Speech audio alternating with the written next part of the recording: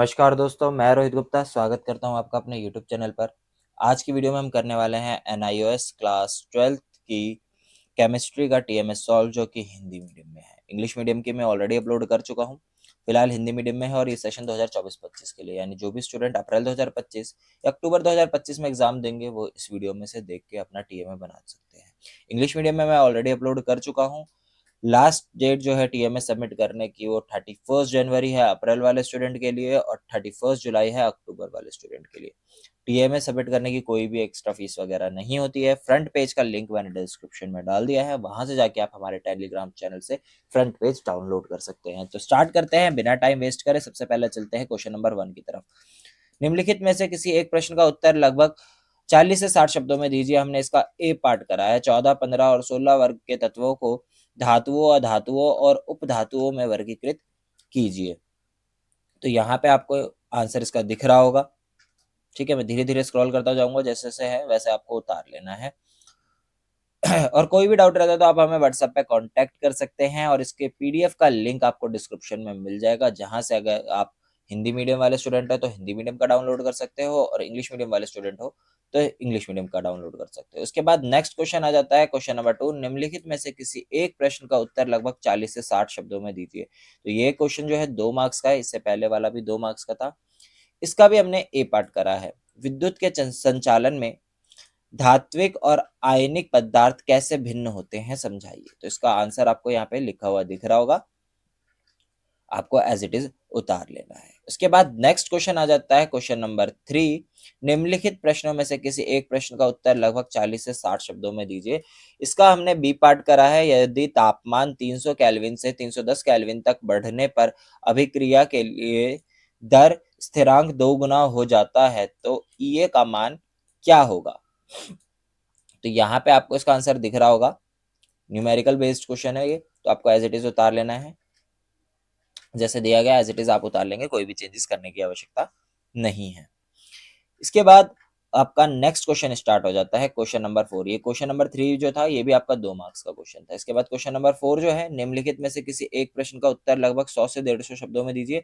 ये 4 मार्क्स का क्वेश्चन है और बिल्कुल ध्यान से करना है, कटिंग वर्क वगैरह नहीं करना है। तो ए पार्ट में क्या बोला है, अपशिष्ट जल उपचार संयंत्र में शामिल प्रक्रियाओं का एक अव्यवस्थित क्रम नीचे दिया गया है, उन्हें उनके सही क्रम में व्यवस्थित करें। फर्स्ट पार्ट है, कीचड़ का खुरच कर निकाला जाता है और स्कीमर तैरती चर्बी को हटा देता है। उसके बाद बीच में ढलान वाले एक बड़े टैंक में पानी जमा दिया किया जाता है। थर्ड पॉइंट है, प्लास्टिक के थैलियों जैसे बड़ी वस्तुओं को बार स्क्रीन में के माध्यम से अपशिष्ट जल प्रवाहित करके हटा दिया जाता है। फोर्थ पॉइंट बोला, आने वाले अपशिष्ट जल की गति को कम करके रेत, ग्रीट और कंकड़ को व्यवस्थित किया जाता है। फिफ्थ पॉइंट में बोला, अपशिष्ट जल ग्रीट और रेत हटाने वाले टैंक में प्रवेश करता है। अब यहाँ पे इसको सही क्रम में दे दिया गया है, इसको आप एज इट इज उतार लेंगे। देखो इसमें सही क्रम में बोला था, इसके अलावा और कुछ नहीं बोला हुआ था, तो हम इसको एज इट इज उतार लेंगे, कोई भी चेंजेस करने की जरूरत नहीं है। ये आंसर इतना ही रहेगा। इसके बाद नेक्स्ट क्वेश्चन चलते हैं, क्वेश्चन नंबर 5 पे, जिसका हमने बी पार्ट करा है। निम्नलिखित में से किसी एक प्रश्न का उत्तर लगभग 100 से 150 शब्दों में दीजिए। तो ये क्वेश्चन जो है ये भी आपका 4 मार्क्स का है। बी पार्ट करा है। इसमें बोला क्या है, कॉपर धातु के इलेक्ट्रोलाइटिक शोधन विधि का नामांकित चित्र सहित वर्णन कीजिए। एनोड पंथ में कौन सी धातुएं जमा हो जाती हैं। तो यहां से आपको आंसर लिखा हुआ दिख रहा होगा, आपको एज इट इज उतार लेना, कोई चेंजेस वगैरह करने की जरूरत नहीं है। और डायग्राम जो है आप प्लेन साइड बनाइएगा, लाइन वाला। अगर आप दोनों साइड लाइन वाली शीट यूज करते हैं तब भी मैं आपको यही बोलूंगा कि एक प्लेन शीट पर आपको वो डायग्राम बनाना है। उसके बाद हो सके तो आप उस पर पेस्ट कर सकते हैं अपने पेज पे, आंसर शीट पे। लेकिन आप डायग्राम जो है प्लेन पे ही बनाए तो ज्यादा बेस्ट रहेगा आपके लिए। ठीक है, तो इस तरीके से आपको लिखना है और ये डायग्राम आपको बना लेना है। ठीक है, आई होप आपने स्क्रीनशॉट अच्छे से ले लिया होगा। आगे बढ़ते हैं, क्वेश्चन नंबर 6 पे चलते हैं, जो कि एक प्रोजेक्ट बेस्ड क्वेश्चन होता है। इसका हमने बी पार्ट करा है। रसायन विज्ञान हमारे दैनिक अनुभवों में गहराई से अंतर्निहित है।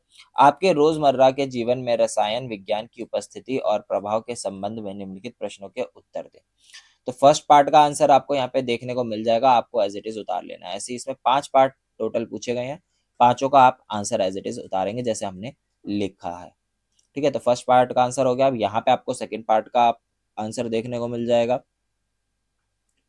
आप अगर इसका हैंड रिटन टीएमए लेना चाहते हैं तो आप हमें व्हाट्सएप पे कांटेक्ट कर सकते हैं। मेरा नंबर आपको डिस्क्रिप्शन और स्क्रीन दोनों पे ही दिख रहा होगा। और अगर नॉर्मल पीडीएफ भी परचेस करना चाहते हैं तो वो भी आपको अवेलेबल हो जाएगा। यहाँ पे फोर्थ पार्ट का आंसर आ जाता है, फिर हमारा यहाँ से फिफ्थ पार्ट का आंसर स्टार्ट हो जाता है। ठीक है, सॉरी 6 पार्ट है इस क्वेश्चन में टोटल, और सबके आंसर आपको करने हैं, यानी कि एक पार्ट का आंसर एक तरीके से 1 मार्क्स का हो जाता है।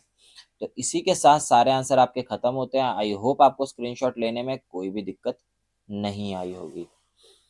अगर आपको लगा कि मैंने थोड़ा फास्ट स्क्रॉल करा है तो आप इसको स्लो कर सकते हैं। और अगर आप पेमेंट करते हैं और ऑनलाइन और पीडीएफ नहीं मिल पाता है तो आप हमें डायरेक्ट व्हाट्सएप पे कांटेक्ट करिएगा और अपने पेमेंट स्लिप और सब्जेक्ट कोड बता दीजिएगा, जिसके बाद जो है आपको पीडीएफ अवेलेबल हो जाएगा। तो इस वीडियो में इतना ही, मिलते हैं नेक्स्ट वीडियो में। Thanks for watching us, have a nice day, stay tune with Educenter Delhi.